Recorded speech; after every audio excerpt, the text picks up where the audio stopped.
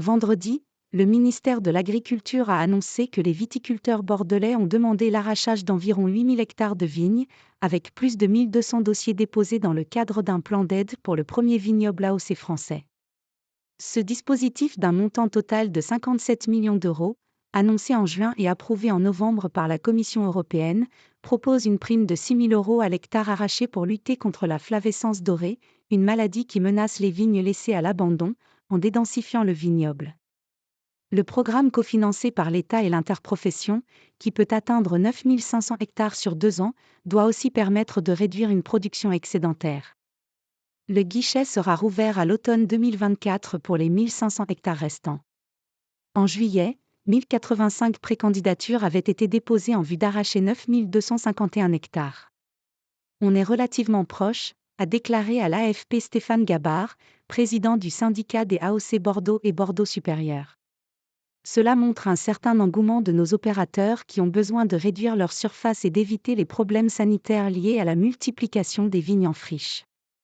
L'État a prévu de financer l'opération à hauteur de 30 millions d'euros, jusqu'à 38 millions si nécessaire, pour son volet renaturation qui consiste à transformer les parcelles en forêt ou jachère pendant 20 ans minimum. Le Conseil interprofessionnel du vin de Bordeaux, CIVB, apporte de son côté 19 M € en vue d'une diversification des cultures. Un communiqué du ministère détaille la répartition des candidatures qui illustre, selon M. Gabard, la moyenne d'âge élevé des quelques 4000 viticulteurs vivant de leur production en Gironde.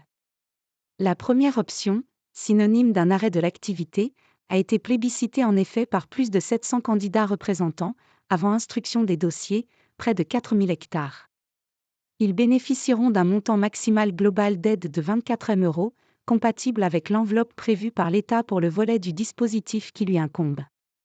L'autre option, financée par le CIVB, a séduit quelques 500 vignerons pour arracher plus de 4000 hectares également. Ces demandes excèdent, en revanche, l'enveloppe de 19 M € disponible.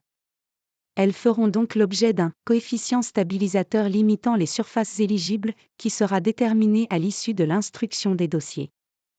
Les travaux d'arrachage débuteront avant le 31 mai dans un vignoble qui souffre de l'effondrement des prix, de la fermeture de marchés à l'export et d'une surproduction évaluée à 1 million d'hectolitres. En parallèle, la région Nouvelle-Aquitaine financera à hauteur de 10 millions d'euros la reconversion agricole des terres après arrachage.